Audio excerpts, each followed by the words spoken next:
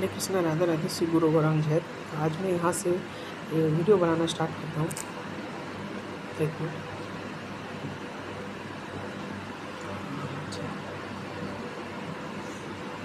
तो नारद और इंद्रद्युम्न के बीच में संवाद जारी।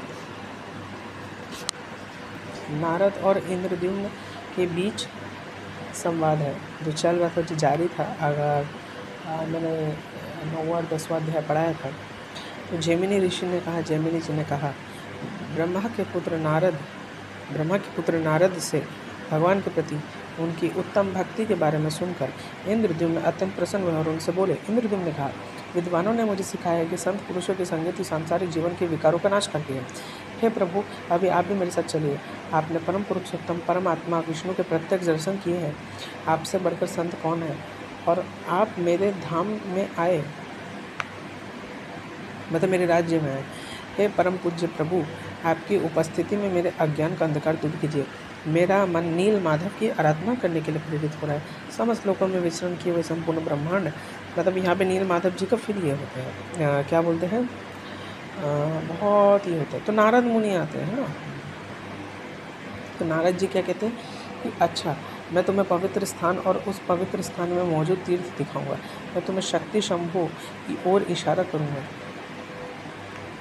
ठीक है, और पवित्र स्थान की महानता के बारे में बताऊंगा। देखते हैं शक्ति शंभु का मतलब क्या है। शक्ति शंभु पुरुषोत्तम क्षेत्र में स्थापित विभिन्न शक्ति देवियां और शिवलिंग, ठीक है, मतलब दुर्गा माँ का जितना भी अलग अलग फॉर्म्स है ना, चामुंडा, कात्यायनी, जितना भी है, चंडी, काली, ऐसे जितना भी फॉर्म है। फिर और अब देखिए, अनेकों ने मुझे बताया कि वहाँ अनेक तीर्थ है। यदि मैं आपके वचनों से उन्हें प्रत्यक्ष रूप से जान लूँ तो वे मेरे लिए फलदायी होंगे। नारद जी ने कहा, ठीक है, तीर्थ के बारे में महात्मा बताएंगे। सीधे देवता के स्वामी के दर्शन करेंगे और वे स्वयं अपने भक्त को आशीर्वाद देते हैं। आप उन्हें शीघ्र ही देख पाएंगे क्योंकि वे आपके आशीर्वाद देखने के लिए चारों रूप में प्रकट हुए हैं, ठीक है। उनसे मिलने से मनुष्य भक्ति योग का पात्र बन जाता है। देख लीजिए, ठीक है, ये आप फिर पढ़िए, ठीक है, फिर आप ये सब पढ़ सकते हैं, ठीक है। तो फिर वो नीलाद्री के लिए प्रस्थान करते हैं, ठीक है। नीलाद्री जहाँ नीले पर्वत है उनको नीले पर्वत का समूह अर्थात नीलाद्री। यह निर्णय लिया गया कि हम सब जीवन भर वही रहेंगे, ठीक है, कार्य सौंपेंगे, वहाँ वही कार्य की जीविका लिए करते रहेंगे। राजा अपनी स्त्रियों, मंत्री और दल और पतियों के साथ रथों, हाथियों, घोड़ों, पैदल, सैनिकों और खजाने सहित वहाँ जाए। वे पूर्ण रूप से सुसज्जित और तैयार रहें, कि पूर्ण रूप से सुसज्जित और तैयार रहे। ब्राह्मण अपने यज्ञ की अग्नि लेकर वहाँ जाए। व्यापारी अपने बर्तनों, वस्तुओं, माल को लेकर वहाँ जाए। तो सब लेकर जा रहे हैं, ठीक है। ये सब आप पढ़िए। फिर हाँ, कुंती उनके बारे में बताया जा रहा है, अगर आप सब पढ़ सकते हैं, ठीक है। जो पवित्र ग्रंथ के माध्यम से अपना जीवन यापन करता है, वे जो दर्द से राहत देते हैं। जुआरी, वैश्य, दरबारी, दलाल, व्यभिचारी, किसान, वे जो गाय, बकरी, भेड़, बकरी, ऊँट और खच्चर पालते, वे जो पक्षी पालते, शिकारी, वे जो बंदर, बाघ और तेंदुए पालते हैं, ठीक है, सभी अन्य लोग मेरे आदेशों का पालन करते हैं। वे सभी अपनी अपनी संपत्ति के साथ नीले पर्वत पर अपने निवास स्थान पर चले जाएंगे। वे अपने घर बनाने के लिए तैयार रहे। राजा के यात्रा के समय की बेसब्री से इंतजार कर रहे राजा ने सबको इस प्रकार आज्ञा दी और इस प्रकार नारद के पास गए और ज्योतिषी से ये शब्द कहे, ज्योतिषी, आपने शुद्ध मुहूर्त तो पहले ही निर्धारित कर दिया है। पुरोहित की राय से इस समय जो भी आवश्यक है वो सभी शुभ शुभ वस्तुएं तुरंत लेकर आए। हे श्रेष्ठ ब्राह्मणों, उनके आदेश पर उसी ज्योतिष ने पुरोहित की सहायता से सभी आवश्यक शुभ वस्तुएं ला दी। इसी बीच 6 संत राजा वह संत राजा अपने दिव्य सिंहासन पर विराजमान हो गए। फिर आप ये पढ़ सकते हैं कि प्रारंभ में यात्रा के लिए पवित्र स्नान संस्कार ब्राह्मणों द्वारा संपन्न किए गए। विभिन्न सूक्तों भजनों को पाठ करते हुए अलग अलग स्नान किए। ये सब नियम हुए कि हाँ, अब वहाँ पे राजा नील माधव के दर्शन करने जा रहे हैं। ठीक है, राजा अपने तेजस्वी शरीर के साथ धुएं रहित अग्नि के समान चमक रहे थे। राजा ने सफ़ेद वस्त्र धारण किया था। ठीक है, फिर उन्होंने दर्भ घास का पवित्र वस्त्र पहना। ये सब आप पढ़ सकते हैं फिर। ठीक है, फिर ये आप पढ़िए, फिर ये सब भी आप पढ़ सकते हैं। ठीक है, ठीक है, जो मेन चीज़ मैं वो पढ़ना चाह रहा हूँ एक्चुअली, ये बहुत बड़ा अध्याय है। प्रारंभ में राजा ने अपने पुरोहित द्वारा मंत्रों से अभिमंत्रित किए जाने के बाद चमकीले रंगों और मीठी सुगंध वाले मौसम में फूलों की माला पहनी। फिर मंत्रों द्वारा पवित्र किए जाने के बाद उन्होंने मिट्टी, दीपक, फूल, दुर्वा, घास, दही और गोरा कना अर्थात एक पीली रंग द्रव्य का स्पर्श किया। उसके बाद उन्होंने सुरक्षात्मक सफ़ेद सरसों के माध्यम से औपचारिक संरक्षण प्रदान किया। राजा ने गाय के दूध से बनी घी से अपना प्रतिबिंब देखा। सिंह के समान राजा ने मंत्रों द्वारा अभिमंत्रित दर्पण में अपना प्रतिबिंब देखा। वैदिक भजन के गायन और शांति प्रायश्चित मंत्रों के उच्च उच्चारण द्वारा शुभ संभावनाओं की कामना की गई। पथि सुक्ता और यजुर मंत्रों के माध्यम से, यजुर्वेद के मंत्रों है जो यजुर मंत्रों के माध्यम से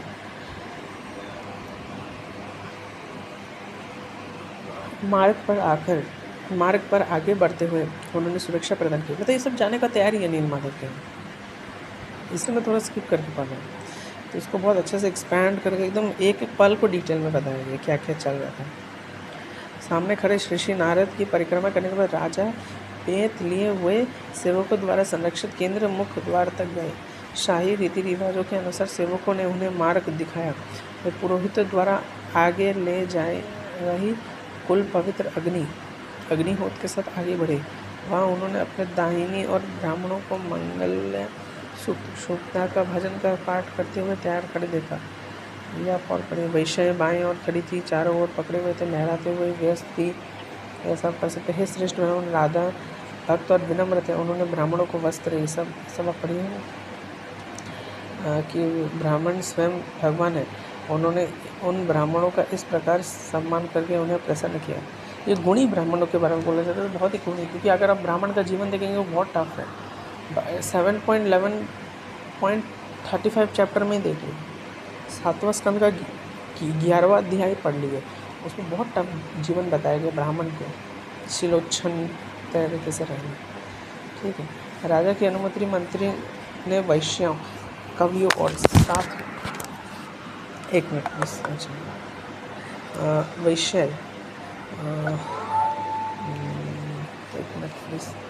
वैश्य कवियों और साथ ही निर्धन नसाए लोगों को नक्सद सफ़ेद कबूतर और साथ ही निर्धन और नसाए लोगों को नक्सद सफ़ेद कबूतर, हंस, एक सफ़ेद घोड़ा और एक सफ़ेद हाथी के उपयुक्त उपहार दिए। आप ये फिर पढ़िए। ठीक है, क्या क्या चल रहा है। हाँ, क्योंकि ये सब क्या ना, ये सब बहुत डिटेल में बताया गया कि वो एक्चुअली नील माधव के यहाँ भी जा रहे हैं।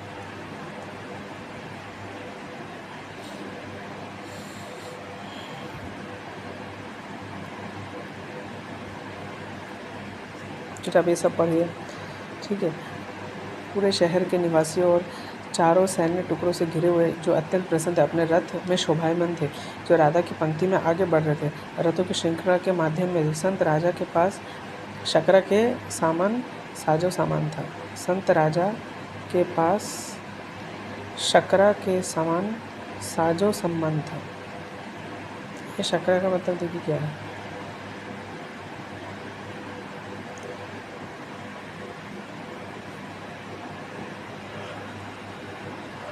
या तो इंद्र के समान बहुत सम्मान था उनका।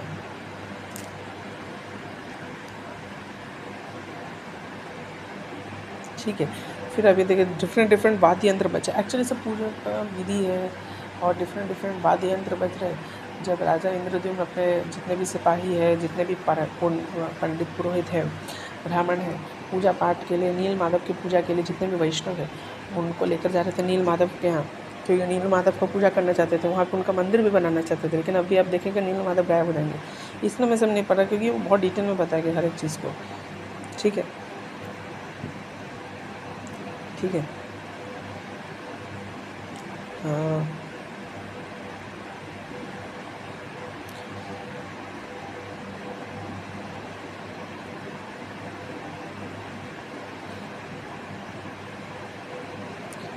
ये सब आप पढ़िए। राजा नारद के कहने पर रथ से उतर गए, जो उन्होंने अत्यंत विनम्रता से अपने 8 अंगों को जमीन से छूते हुए उन्होंने प्रणाम किया और मन में अत्यंत प्रसन्नता के साथ उनकी स्तुति की। हे देवी, हे समस्त दुखों और विपत्तियों का निवारण करने वाली, आपको प्रणाम। ब्रह्मा, विष्णु, शिव और अन्य देवों आपकी स्तुति की जाती है। आप समस्त लोगों के स्रोत, हे आदिम देवी, हे परम देवी, प्रसन्न हो। हे शिव, आपके बिना यह ब्रह्मांड, देखिए,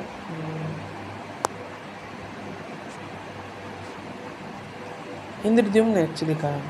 ठीक है, मैं ये देख रहा हूँ कि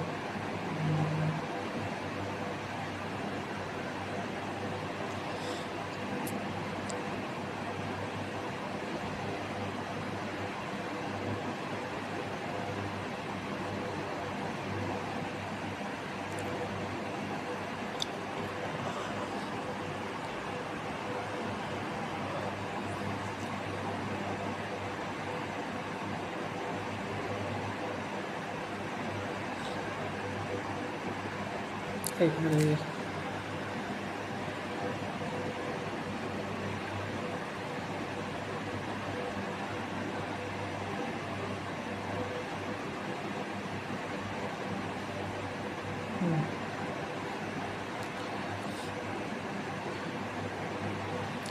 फिर ये एक्चुअली देवी का स्तुति चल रहा है। ठीक है, अगर आप फिर ये पढ़िए, आप अगर पढ़ना चाहते हो तो देखिए।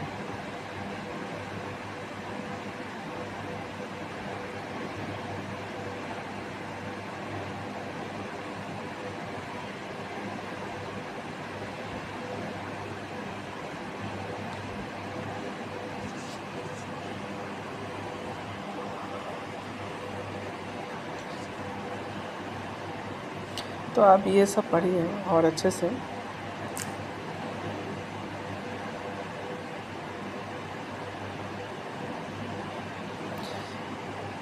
कि यहाँ पे जो इम्पोर्टेंट जो चीज़ है ना, मैं वही पढ़ना चाह रहा हूँ। देखिए, पवित्र स्थान एक काम्रवन भुवनेश्वर का वर्णन है। अभी फिर पवित्र स्थान का वर्णन चल रहा है। ठीक है, जब ब्रह्मा के पुत्र ने यह कहा तो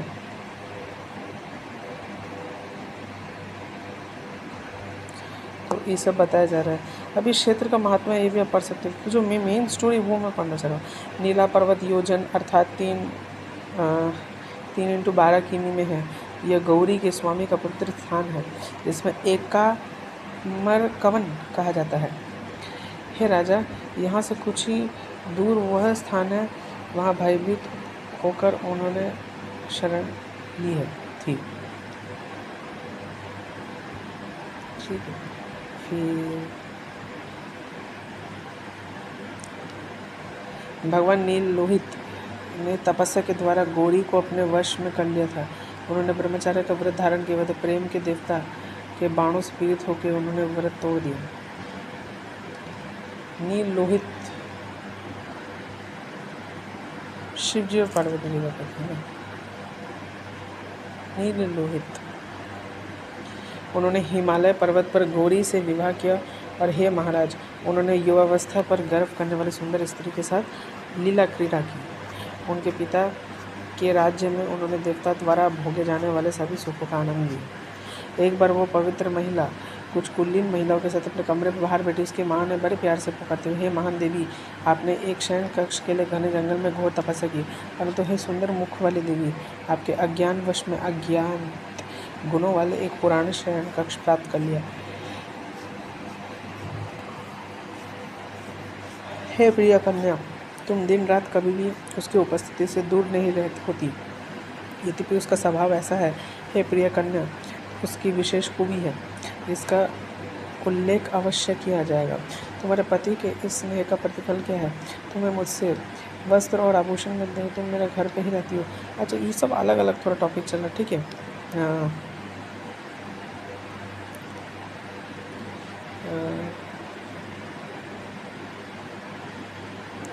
या आप पढ़ सकते हैं अगर आप पढ़ना चाहते थे।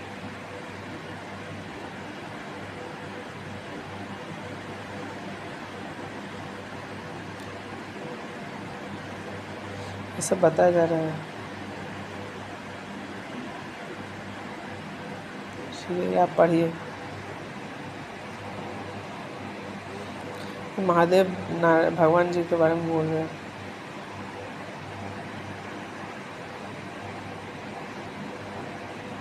ये सब मुझे मैक्सिमम मेन टॉपिक में मैं आना चाहता, ठीक है।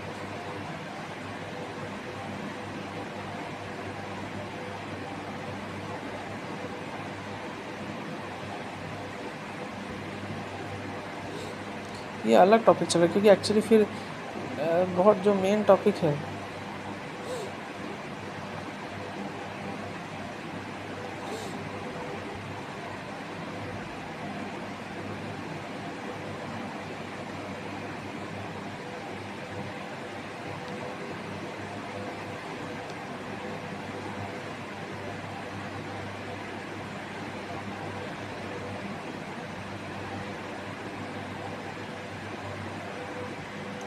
ये सब इसमें बताया जा रहा है और भी कि पवित्र स्थान शिव जी से कैसे रिलेटेड है। फिर ये भी आप पढ़ सकते हैं, कपोतेश्वर बिल्वेश्वर की महानता। एक्चुअली ये आप पढ़ सकते हैं, ठीक है। या पढ़ना चाहे तो बिल्कुल 100% पढ़ सकते हैं, लेकिन अभी थोड़ा जगन्नाथ जी के बारे में चाह रहा हूँ ना, इसलिए बहुत लंबा हो जाएगा। ये भी पढ़िए आप।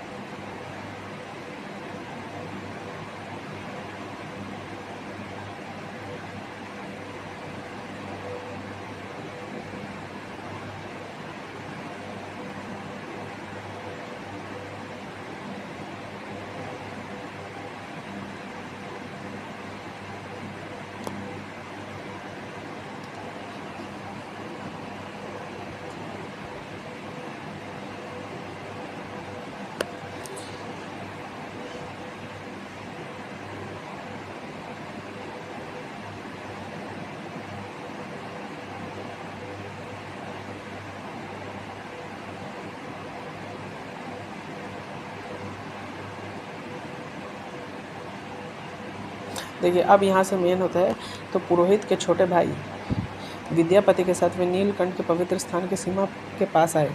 मार्ग में अपशकुन दिखाई देने लगे। आगे चल रहे राजा की बाएं आँख और बाएं आँख हाथ बार बार फड़कने और कांपने लगे। यह देख के राजा में श्रेष्ठ राजा निराश हो गए। राजाओं में श्रेष्ठ राजा निराश हो गए। उन्होंने सर्वज्ञानी ऋषि का इसका कारण पूछा। मेरा साम्राज्य अजय है, हम इस उत्कृष्ट पवित्र स्थान पर पहुंच चुके हैं। माधव की हमारी तीर्थ यात्रा शुभ है। आज मेरे साथ क्या अशुभ हो सकता है? हे ऋषि, मुझे सत्य बताइए। मेरी बाएं आंख फड़क रही है और बायां हाथ बार बार काँप रहा है। ये सुनकर नारद ने भविष्य के कार्य को संकेत करते हुए राजा को कमल से जन्मे भगवान द्वारा कहे गए कल्याण और सुख के शब्दों का वर्णन किया। हे राजा, निराश न हो। समानता सभी शुभ कार्यों में बांधे हुए हे राजा, सब बाधाएं दूर हो जाती है तो सौभाग्यशाली व्यक्तियों के लिए हम सब कुछ उत्तम हो जाता है। यह सत्य है कि आप सम्राट हैं। यह पवित्र स्थान वास्तव में विष्णु का भौतिक स्वरूप है, परंतु जिस देवता के लिए आपने यह तीर्थ स्थान की है वे विलीन हो गए, वे देवता ही विलीन हो गए। जिस दिन इस ब्राह्मण विद्यापति ने यहाँ दर्शन किए थे, उसके अगले दिन शाम को वही स्थान सुनहरी रेत से ढक गया। देवता पाताल लोक और अपने निवास पर चले गए और मानव जगत में उनका आगमन कठिन हो गया है। जमिनी ने कहा। वज्रपात के समान इस भयानक वाणी को सुनकर राजा अचेत होकर जमीन पर गिर पड़े। हे श्रेष्ठ ब्राह्मणों, मैं इस प्रकार गिरा हुआ देखकर पुजारी के नेतृत्व के सभी मित्रवत सहायक और साथी हाय हाय चिल्लाते हुए उसके पास दौड़े। एक बार उसके चेहरे पर कपूर मिला हुआ ठंडा पानी छिड़कते थे। उन्होंने पूरे शरीर पर चंदन, अगरबत्ती और कपूर का लेप लगाया। उन्होंने जल्दी से चावड़ी और पंखों से राजा का हवा भी नारद भी व्याकुल हो गए। धारणा धारण की योग्यता प्रक्रिया का पालन करते हुए उन्होंने राजा का जीवन बचाया, यह जानते हुए कि इसमें भविष्य का भूलना भला निहित है। बहुत समय बाद उनके उत्कृष्ट प्रयासों से राजा को होश आया। वह उठे और नारद के चरणों में गिर पड़े। हे ब्राह्मणों, मैंने पिछले जन्म में कौन सा पाप किया? निश्चय ही उसी के फलस्वरूप ये भगवान विपत्ति मुझ पर आई है, ये भयानक विपत्ति मुझ पर आई है। हे महान ऋषि, मैंने स्वप्न में भी ब्राह्मणों और गायों के विरुद्ध मानसिक, शारीरिक या मौखिक रूप से कोई अपराध नहीं किया। क्योंकि सतयुग में क्या होता है ना, अगर आप मन से भी कुछ गंदा सोचो ना, गलत सोचो ना, तो उसका भी पाप लगता था आपको, लेकिन ऐसा कलयुग में नहीं होगा। कोई अपराध नहीं किए गए। हे ऋषियों में श्रेष्ठ, मैंने राजाओं के लिए निर्धारित नित्य, नैमित्तिक या काम या किसी भी पवित्र अनुष्ठान का पालन किया। हे महान ऋषि, मैंने देवताओं, अतिथियों, सेवकों, पितरों, आश्रितों और सगे संबंधियों का अपमान नहीं किया। हे प्रमुख वैष्णव, विष्णु के विरुद्ध 50 संभावित अपराध है। मैंने उन सभी के से विशाल भयंकर सर्पों की तरह परहेज किया। मैंने पुजारी से उस छोटे भाई ने कौन सा सौभाग्यशाली और पुण्यकारी कार्य किया है, उसे भगवान नील माधव के प्रत्यक्ष दर्शन के अवतार मिला है। अपने जानबूझकर राज्य को नष्ट क्यों किया, जबकि आपको इसकी जानकारी थी? यात्रा शुरू करते समय इसकी घोषणा क्यों नहीं की गई? मैंने वेदों के ज्ञाता ब्राह्मण के निवास को क्यों उखाड़ फेंका? इन लोगों ने लंबे समय तक उत्तम रूप से संरक्षित भूमि को क्यों त्याग दिया? अपने परिवारजनों की उत्पत्ति से प्रजनन, ये सब पर ये बहुत चिंतित हो गए हो। मेरे पुत्र को मालव ले जाए और वहाँ उसका राज्याभिषेक कराए। ठीक है, वो एक सब कुछ छोड़ दिया, राजा का सब कुछ छोड़ दिया, वहाँ न्यायपूर्वक देश की रक्षा करे, उन प्रजाओं को दुख न सहने दे। अब वो इतना दुख हो गया कि वो छोड़ दी जीना। मैं इस पवित्र स्थान जीना छोड़ दिया, मतलब राज्यपाट से निकल गए। मैं इस पवित्र स्थान पर नील माधव का ध्यान करते हुए रहूँगा, आमरण अनशील करूँगा और अपने शेष जीवन के फलदायी बनाऊँगा। अब वो वानप्रस्थ का जीवन जीना चाहते हैं। अब तब ब्रह्मा के पुत्र ने उन्हें उठाया। उन्होंने दयालु और कोमल शब्दों से उन्हें सांत्वना देते हुए कहा। नारद ने कहा, हे राजा, आप विद्वानों की अग्रणी हैं और एक वैष्णव और साहस के सागर है। आप क्यों नहीं समझते कि आध्यात्मिक कल्याण हमेशा बाधाओं से भरा हुआ है? यस, बिल्कुल सही, गलत बिल्कुल नहीं बोला, बिल्कुल सही है, अरे होता भी है। मनुष्य का सबसे बड़ा सौभाग्य जो 100 जन्मों के बाद ही प्राप्त किया जाता है, वह यह है कि कोई व्यक्ति अपने भौतिक नेत्रों से गदा धारण किए हुए भगवान को भौतिक रूप में देख सके। हरि की लीला खेलकूद अनियंत्रित है, इसमें पूर्णतः कौन समझ सकता है? हे राजा, यद्यपि मैं इस जीवन मुक्त आत्मा हूँ, फिर भी मैं उनकी लीला खेलकूद से आगे नहीं बढ़ पाता। मैं भगवान का पक्का भक्त हूँ, मैं भगवान के निकट रहता हूँ, फिर भी क्या मैं उनके द्वारा कई बार धोखा नहीं खाया? सैकड़ों जन्मों में भी मैं उनकी माया से बच नहीं सकता। उनकी यह अनंत माया, भगवान की नाभि से निकले कमल की विराजमान कमल में रहने वाले कमल जन में भगवान भी नहीं समझ पाते, भले ही वे सदा उनकी स्तुति करते रहते हैं। ब्रह्मा जी भी नहीं समझ पाते। कमल से जन्मे मतलब ब्रह्मा जी। हे राजा, माया के स्वामी के स्वभाव के बारे में आपको इस प्रकार बताया गया। अब मैं आपके विशेष रूप से यह बताना चाहता हूँ कि आप सौभाग्यशाली व्यक्तियों में सबसे श्रेष्ठ है और चल और अचल प्राणियों के सृष्टिकर्ता भगवान ब्रह्मा समस्त लोगों के स्वयं जनक ने मुझसे कहा, तुम शीघ्र ही इंद्रद्युम्न के पास जाओ। वो नील पर्वत के दर्शन की इच्छा से नील पर्वत पर जा रहे हैं। यम के अनुरोध पर भगवान अंतर्धान हो गए। उन्हें इस पर शोक नहीं करना चाहिए। यह अंततः दर्शन अन्यथा नहीं हो सकता। मेरे वंश के 5वें राजा को मेरे शब्दों में यह संदेश दिया जाए कि मैं उनके लिए पुरुषोत्तम परम आत्मा की आराधना करूँगा और 1000वें अश्वमेध यज्ञ में उन्हें श्वेत द्वीप से ले जाऊंगा और राजा इंद्रद्युम्न 1000 अश्वमेध यज्ञों के द्वारा विष्णु की आराधना करें और श्री पुरुषोत्तम के पवित्र स्थान पर निवास करें। अतः मैं अपनी भौतिक आँखों से भगवान विष्णु की लकड़ी के रूप में देखेंगे। हरि की वह अवतार उन्हें द्वारा प्रसिद्ध होगा। उस समय विष्णु की प्रतिमाएं अर्थात मूर्तियाँ मेरे द्वारा अवश्य स्थापित की जानी चाहिए। पूर्व में रत्न जड़ित मूर्ति वाले भगवान श्री हरि 4 अलग अलग रूपों में प्रकट हुए थे। ठीक है,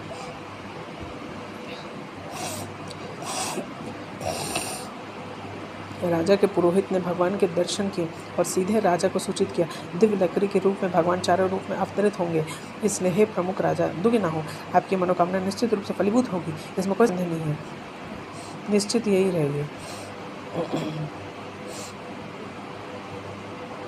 इस प्रकार हे ब्राह्मणों, नारद ने राजा को सांत्वना दी और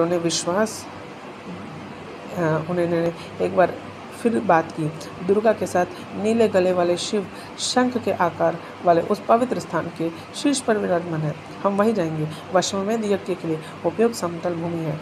हम उससे एक बहुत ही उत्तम संरचना का निर्माण करेंगे जो 1000 वर्षों तक स्थिर रहेगी। अश्वमेध यज्ञ के उद्देश्य से नीला पर्वत पर विराजमान भगवान नरसिंह की प्रतिमा के दर्शन करके हम सभी अपने जीवन को सुखमय और आनंदित बनाएंगे। बलिदान के अंत में हम सभी बाधाओं को दूर करने और लाभ बढ़ाने के उद्देश्य से एक ऐसी मूर्ति स्थापित करेंगे जो आपके द्वारा सदा पूजी जाने योग्य है।